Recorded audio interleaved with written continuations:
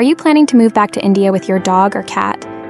Well, in this video, we'll walk you through the entire process, from Dubai to India, step by step, so nothing catches you by surprise. Let's get started. First things first, what do you need to do before leaving the UAE? Let's talk about the export process in Dubai. But before your pet can travel to India, you'll need to follow the export regulations set by the UAE government. This process is managed by the Ministry of Climate Change and Environment. It includes 4 main requirements. First, your pet must have a working ISO-compliant microchip. This is a tiny device implanted under the skin, usually between the shoulder blades. If your pet doesn't have a microchip yet, go to a licensed vet and have one implanted at least a few weeks before travel. It's very important that the chip is implanted before the rabies vaccination. Otherwise, some authorities may consider the vaccine invalid. The second step is making sure your pet is fully vaccinated. The most important one is the rabies vaccine. It must be given at least 30 days before the travel date, but not more than 12 months ago. All vaccine details, including date, batch number, and manufacturer, should be recorded in your pet's health or vaccination booklet. Once the microchip and vaccinations are done, it's time to get official approval for export. You'll need to apply for an export health certificate from the Ministry of Climate Change and Environment. This certificate confirms that your pet is healthy and meets all UAE export conditions. You'll then take your pet to the government clinic for a physical examination. The government vet will check overall health, scan the microchip to verify it matches the paperwork, and inspect vaccine records. If everything is correct, the vet will issue the export certificate digitally through the system. Once this is done, your pet is officially approved to leave the country. Next, let's look at what India requires when you arrive. The single most important document you'll need from the Indian side is called the Advance No Objection Certificate, or Advance NOC. This is issued by the Animal Quarantine and Certification Service, or AQCS, and it's required for every pet entering the country. You need to apply for the NOC about 7 to 10 days before your flight. Identify which AQCS office serves your arrival airport in India. Send an email to that office with scanned copies of all the required documents.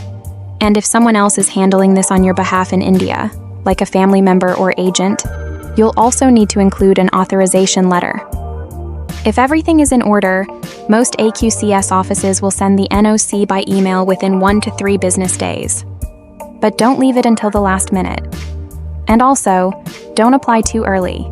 Pets are only allowed to enter India through airports that have AQCS quarantine stations. These are the ones that are shown on the screen. If your pet lands in a city without a quarantine office, it may be denied entry. So plan your route accordingly. Once the paperwork is in progress, it's time to make sure your pet is physically and mentally ready for the flight. One of the most common mistakes people make is not preparing their pet for the crate. Start at least a few weeks before your flight. Place the crate in a quiet area of your home. Let your pet explore it freely. Add a familiar blanket or toy inside. Reward them for entering and staying inside calmly. The goal is to make the crate feel like a safe and familiar space, not a prison.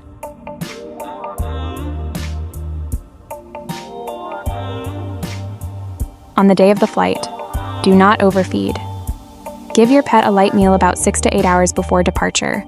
Provide water until shortly before check-in to keep them hydrated. And if possible, take some time to play with your pet or go for a short walk. A bit of exercise helps them release tension and stay calmer during the flight.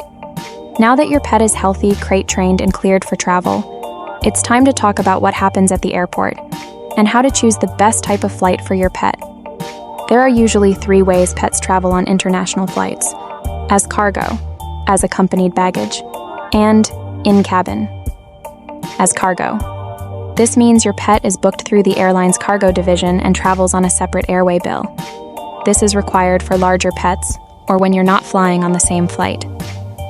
As accompanied baggage, this is when your pet travels in the aircraft's hold but is checked in with you at the counter. You're both on the same flight, and you collect your pet at baggage or cargo on arrival, in cabin. Very few airlines allow this on international flights, and most flights from Dubai to India do not allow pets in the cabin. So in most cases, your pet will travel in the hold, either as baggage or cargo. And that's okay, it's pressurized. temperature controlled, and specially designated for live animals.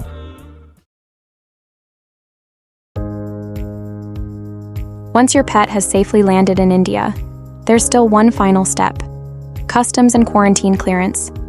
Even if your paperwork is perfect, you'll need to go through this process at the airport before you can bring your pet home.